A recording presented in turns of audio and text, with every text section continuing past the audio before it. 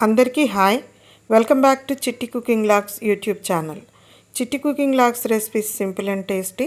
మరి ఇప్పుడు సింపుల్గా తిన్న కొద్దీ ఇంకా కొంచెం తినాలనిపించేంత టేస్టీ వంకాయ బుర్జీ నా స్టైల్లో ఎలా చేయాలో ఇప్పుడు చూద్దాం. వంకాయ బుర్జీ తయారు చేయడానికి ముందుగా నేను 1/2 కిలో తెల్ల వంకాయలను తీసుకున్నాను. వంకాయలు లేతగా ఉండేలా చూసుకోవాలి.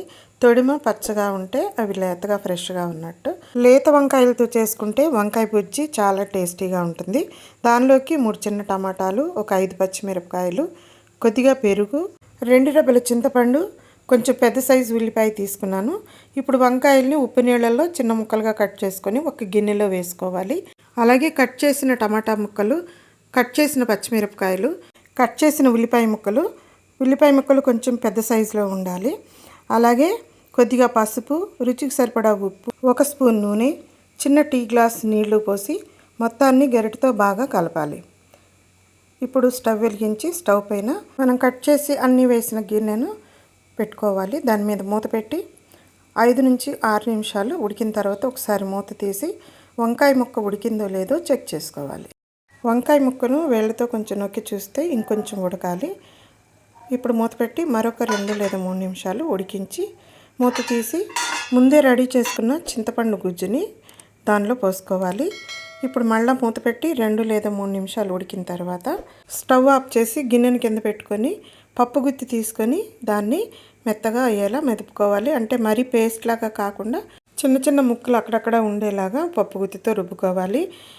వంకాయ బుర్జీ ఉడికించేటప్పుడు స్టవ్ని లో ఫ్లేమ్లో పెట్టుకొని ఉడికించుకోవాలి.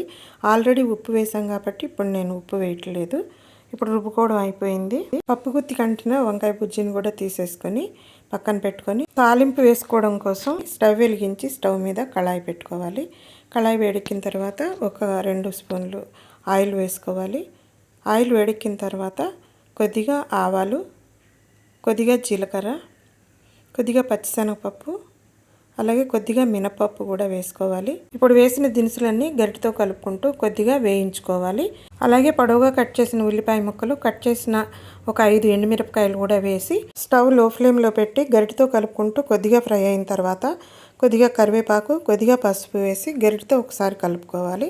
నేను వెల్లుల్లిపాయ వేయలేదు, మీరు కావాలంటే ఒక 4-5 వెల్లుల్లి రెబ్బలు దంచి వేసుకోవచ్చు. ఇప్పుడు తాలింపులో ఒక గరిటె పెరుగు వేసుకొని తాలింపు మొత్తాన్ని కలిసేలాగా గరిటెతో కలుపుకోవాలి. పెరుగు ఫ్రెష్గా ఉంటే టేస్ట్ బాగుంటుంది. పెరుగు వేయటం వల్ల వంకాయ బుర్జీ చాలా బాగుంటుంది. ఇప్పుడు వేగిన తాలింపులో ఆల్రెడీ ఉడికించి పెట్టుకున్న వంకాయ బుర్జీ వేసి తాలింపు మొత్తం వంకాయ బుర్జీలో కలిసేలాగా గరిటెతో బాగా కలుపుకోవాలి.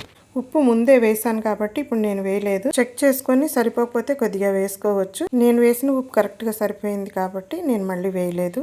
చూసారుగా కమ్మటి వంకాయ బుర్జీ ఎంత సింపుల్గా చేసుకోవచ్చో. నా స్టైల్లో కమ్మని వంకాయ బుర్జీ తయారు చేసే విధానం మీకు కానీ నచ్చినట్లయితే please like, share and subscribe. అలాగే నా నెక్స్ట్ వీడియోస్ నోటిఫికేషన్స్ కోసం పక్కనే ఉన్న బెల్ సింబల్ని క్లిక్ చేయడం మర్చిపోకండి.